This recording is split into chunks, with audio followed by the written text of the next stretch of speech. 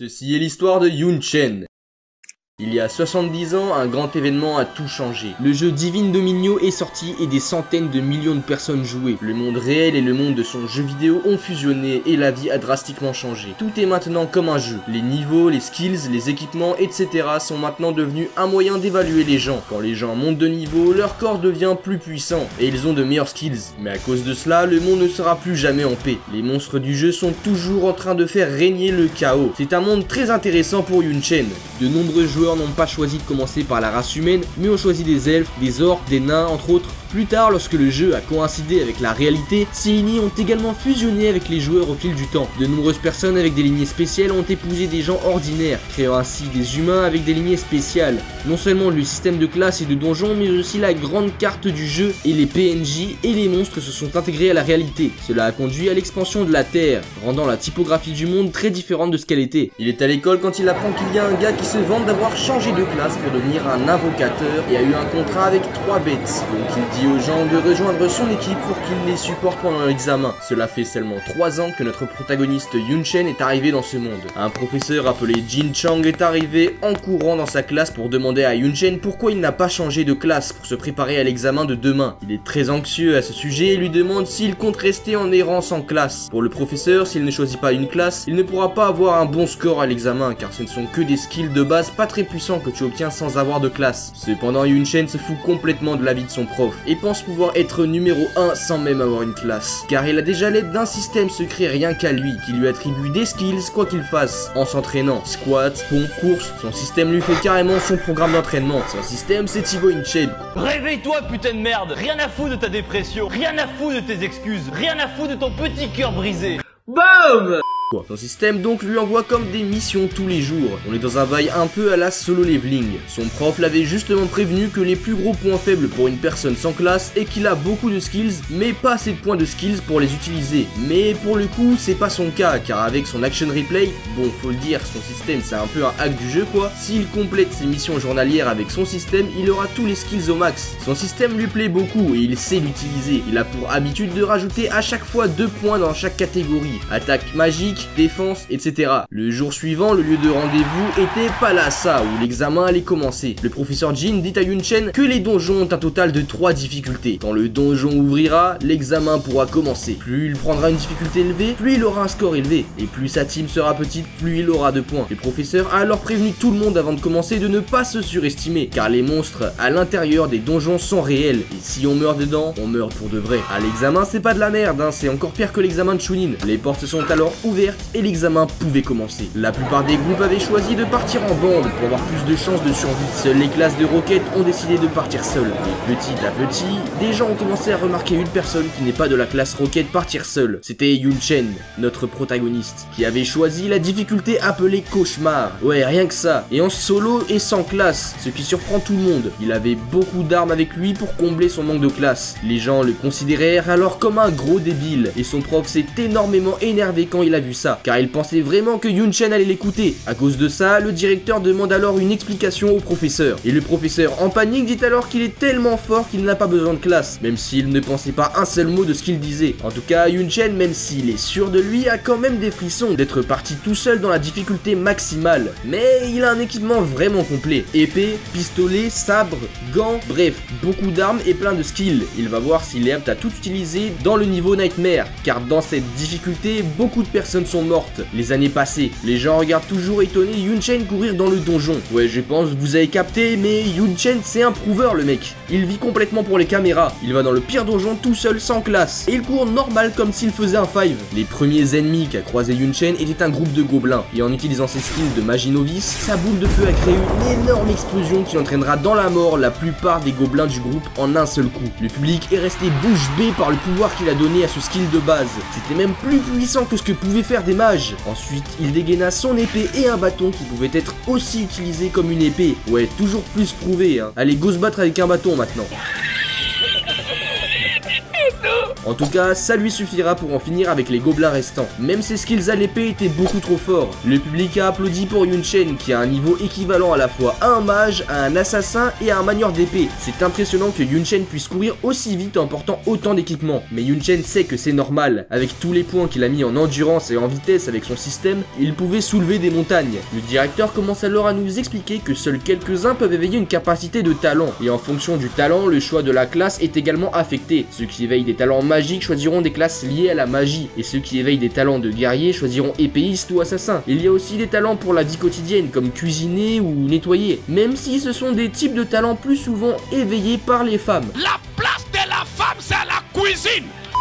Le directeur déplore que le talent polyvalent de Yun Chen ne soit capable d'augmenter le rang des compétences novices qu'à la qualité de C+, ce qu'il considère comme bon pour le début mais pas assez pour un avancement ultérieur. Ces deux-là louent les compétences de Yun Chen mais regrettent aussi que sa limite soit basse et pensent qu'il ne vaut pas la peine de lui fournir des ressources, car il ne va pas encore beaucoup augmenter à son puissance, il est déjà à son prime selon eux. Le professeur Jin a expliqué qu'il avait prévenu Yun Chen de choisir une classe. Il pense que plus il ira loin, plus il deviendra faible, mais personnellement je ne pense pas. Yun Chen continue d'avancer dans le donjon jusqu'à ce qu'il atteigne l'entrée du second niveau. En ouvrant la porte, il trouve des centaines de gobelins avec des têtes pas très aimables. Ça va de gobelins de niveau 12 à des gobelins de niveau 14. Yun Chen utilise alors son skill d'analyse pour voir les classes de chaque gobelin. Il y en avait de toutes sortes et le terrain a l'air de lui être défavorable dans cette bataille. Les gobelins ont alors commencé à attaquer. Les chamans donnent des buffs que les chevaliers chargent et les mages utilisent des sorts. Yun Chen utilise une illumination temporaire pour rendre aveugles ses ennemis. Pendant qu'ils sont aveuglés, Yun Chen commença par tuer les mages. Et après avoir récupéré la vue, les gobelins ont chargé vers lui. Mais Yun Chen utilise alors la technique de multiclonage pour qu'il ne sache pas lequel est le vrai. Yun Chen arrive plus ou moins à tuer les gobelins avec ses skills. Quand arrive alors le boss,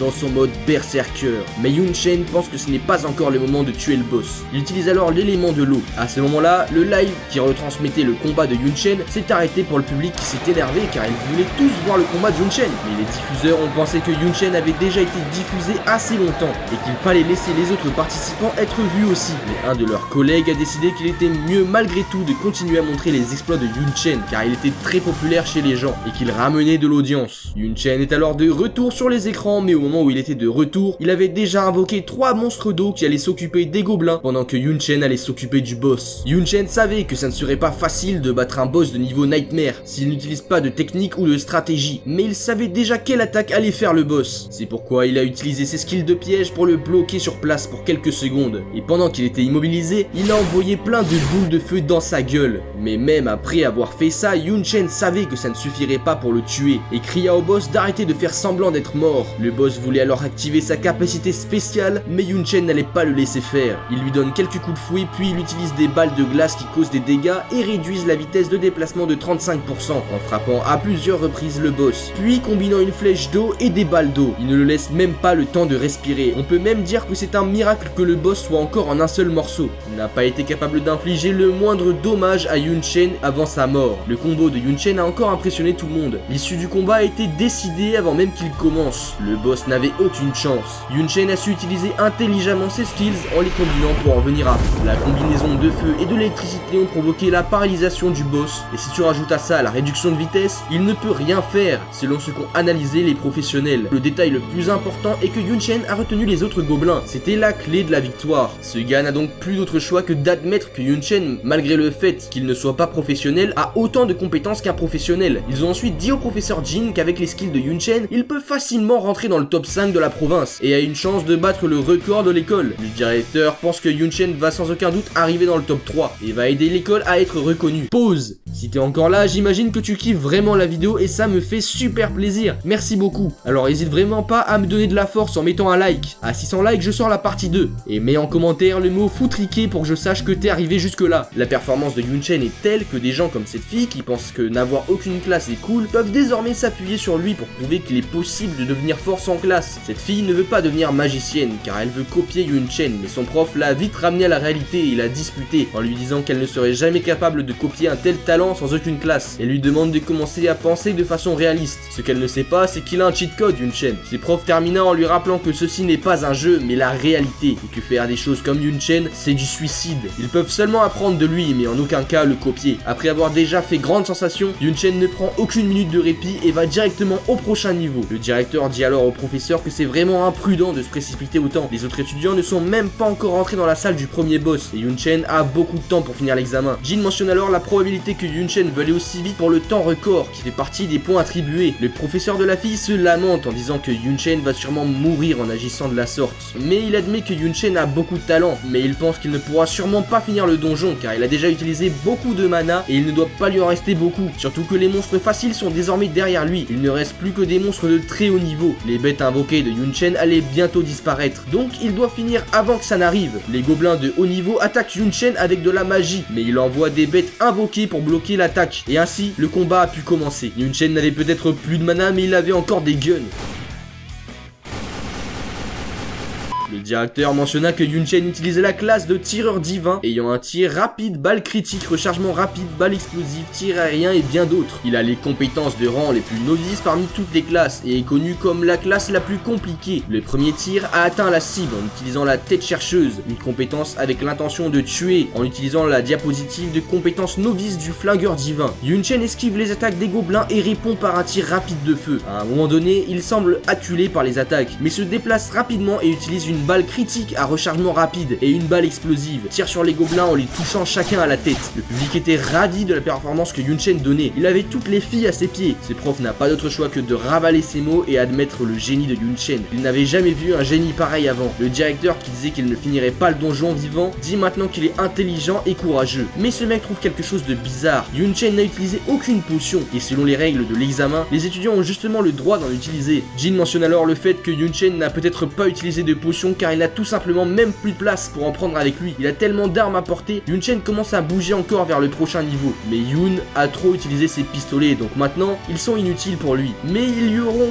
bien servi lors de cette mission. Le directeur demande alors à son professeur pourquoi il jette ses armes, et celui-ci répond que c'est parce que ses armes sont de bas rang et seront déjà inutilisables désormais. Ce à quoi le directeur demande mais pourquoi lui avoir donné des armes d'aussi bas rang, et le professeur lui dira avec un peu de honte que ça coûtait moins cher, car la famille de Yun Chen est pauvre, et que Yun Chen est un gros rat. Non je déconne, il doit s'occuper de sa sœur en plus. Si le directeur avait su ça avant, il y en aurait acheté une lui-même, et bien meilleure. Yun Chen arrive alors à la chambre du dernier boss. S'il arrive à tuer le big boss rapidement, Yun Chen pourrait devenir le champion de la province. L'école n'a jamais eu la première place de la province, donc si Yun Chen réussit, son nom sera gravé à jamais dans l'histoire de l'école. Mais le directeur prévient son professeur que si Yun Chen perd, il serait viré. Yun Chen entre alors dans la chambre du big boss, pendant que les autres participants sont sûrement encore en train de se battre contre le premier boss. Les personnes dans le public sont en train de commencer à penser qu'elles vont assister à un moment historique. Yun Chen n'a même pas encore utilisé tout son équipement, et son vrai pouvoir n'a même pas encore été révélé au grand jour. Mais d'un coup, la retransmission du live de Yun Chen a encore changé, laissant les viewers fous de rage. Cette fille remarque que quelque chose n'est pas normal, car quand l'écran a changé, elle a vu quelqu'un mourir à l'écran. L'étudiant qui était mort était de la classe Rocket. En effet, le seul qui a été capable jusqu'ici d'entrer dans la salle du Big Boss était Yun Chen. Les autres personnes sont en train de mener des batailles difficiles. De plus en plus de personnes sont tuées par le premier boss. Heureusement, quelques étudiants ont réussi à s'échapper du donjon, mais pas tous dans de très bonnes conditions. Le public qui était focus sur la performance de Yun Chen a oublié que cet examen était l'examen le plus difficile de l'histoire. Ces peu de personnes supérieures qui ont à peine réussi à s'échapper sont beaucoup plus fortes que certains spectateurs, et pourtant ils ont fini par être vaincus et pire par mourir. Certains perdent espoir et décident de ne pas passer l'examen à l'avenir, car ils ne veulent pas mourir. Le directeur propose de ramener les jeunes pour qu'ils survivent et pour améliorer leur morale et leur confiance en eux. Les années passées, quand les élèves de bas rang étaient dépressifs, des élèves de 3e année de classe Rocket étaient envoyés pour remonter le moral des troupes. Mais cette année, la motivation est Yun Chen, et en parlant de lui, il allait commencer le combat final, où ce monstre qui était carrément capable de communiquer avec lui l'attendait. Il n'en attendait pas moins pour le boss final du niveau Nightmare. La pression montait en lui.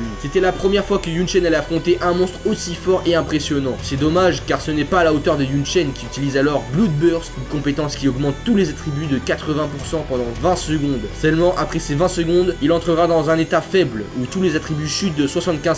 Yun Chen devra donc faire tout son possible pour terminer le combat en 20 secondes pour la première fois qu'il utilisera la lance. Jin est encore une fois impressionné par le niveau d'imprudence de Yun Chen au combat. Yun Chen commença alors à attaquer l'empereur gobelin, mais celui-ci a vu venir la vitesse de l'attaque et a reculé, avant de riposter en le traitant de faible. Le public pensa alors que Yun Chen était mort, mais Mais c'était en fait un clone de Yun Chen qui venait de prendre le coup. Le vrai était en train de charger un gros coup derrière le Big Boss. Le clone a en fait été utilisé pour le prendre par derrière et lui faire beaucoup de dommages. Il lui a ensuite temporairement enlevé la vue et Yun Chen se préparait à porter le coup final. Mais les choses étaient loin d'être terminées car le Big Boss entrait dans son mode berserker. L'arme de Yun Chen s'est cassée avec l'impact, mais il utilisa alors une nouvelle capacité car il devra en finir rapidement puisqu'il ne lui reste plus que 13 secondes. Il allait donc devoir trouver un moyen rapide de percer sa défense. Il réalise qu'il n'a trouvé aucun point faible à ce boss. Le boss l'attaque mais heureusement Yun Chen a réussi à l'éviter. L'empereur gobelin envoie alors des ondes dans le sol, ce qui fait perdre l'équilibre à Yun Chen. Il ne reste maintenant que 9 secondes à Yun Chen avant la fin de son pouvoir. Le public était très préoccupé, tout avait l'air de se passer mal. L'empereur gobelin s'apprêtait alors à achever Yun Chen. Il utilise encore un skill pour s'en sortir, mais il ne lui restait que 5 secondes pour trouver le point faible de l'empereur, et il n'arrivait pas à le trouver, car sa faiblesse se cachait en fait sous sa cape dans son dos. Yun Chen dans les 3 dernières secondes fait donc une grosse attaque de feu sur lui dans son dos, mais le boss se tourna alors pour prendre l'attaque de pleine face, et alors qu'il pensait avoir évité la mort, Yun avait en fait placé une de ses armes sur le sol où le boss allait tomber sur le dos, ce qui l'a transpercé en plein dans sa cicatrice, et c'est donc comme ça qu'il a réussi à vaincre le Big Boss. Yun Chen aura donc réussi à terminer le donjon de niveau cauchemar en solo en seulement 14 minutes. 14 minutes. Le public célébrait alors la victoire de Yun qui avait réussi à battre le boss final en 20 secondes. Ouais bon, c'est des secondes debout, hein. J'y crois moyen mais bon. Tous les signes indiquent qu'il sera champion provincial, mais il ne veut pas être trop confiant avant que les résultats ne soient connus. Cependant, il est premier à terminer ce donjon, donc bon, je pense que ce soir il va manger du riz. Ma mère va être contente, je vais l'appeler là, je ne l'ai pas encore appelé. Mon père va être content. Ce soir on va manger du riz.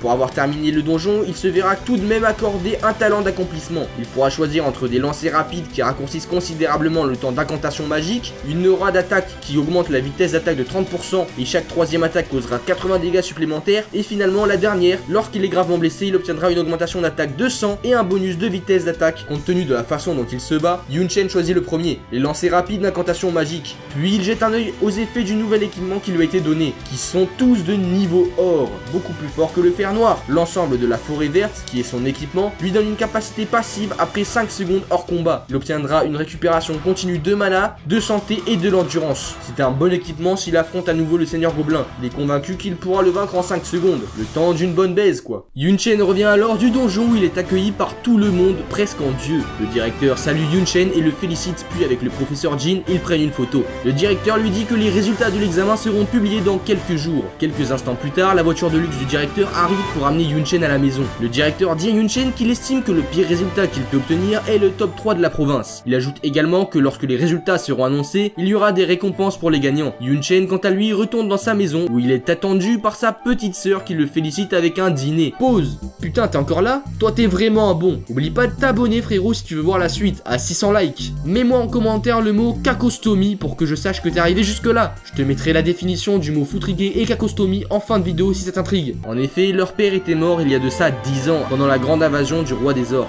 Mais leur mère, hélas, mourra peu de temps après leur père d'une attaque cardiaque. Sa famille a donc dû survivre avec un maigre revenu. L'équipement en fer noir est une antiquité héritée de son père tout au long de ses années, afin que Yun Chen puisse pratiquer ses compétences de combat, pendant que sa sœur s'occupait des tâches ménagères. Il admire vraiment sa sœur et veut travailler très dur pour la rembourser, et maintenant, tout ira mieux. Yun Tang, sa sœur, lui demande comment s'est passé l'examen, et il a répondu qu'il avait plutôt bien réussi et qu'il allait sûrement être au moins dans le top 3, et il y aura une récompense. Yun Tang est excité car cela pourrait signifier qu'ils peuvent manger de la viande au moins une fois par semaine, voire même une fois par jour, si c'est ce qu'ils veulent. Ouais, le webtoon n'est pas très vegan friendly. Yun Chen est content de voir sa sœur heureuse et il veut que sa sœur ait une bonne vie. 5 jours plus tard, Yun Chen a encore complété ses missions journalières et a accumulé quelques points. Les compétences universitaires seront beaucoup plus élevées que les compétences du secondaire, en particulier les 7 meilleurs collèges qui ont même des compétences professionnelles cachées. Il devra donc se préparer dur en complétant ses quêtes journalières. En rentrant, Yun Tang a dit à Yun Chen que les résultats des examens sont enfin sortis et que Yun Chen est numéro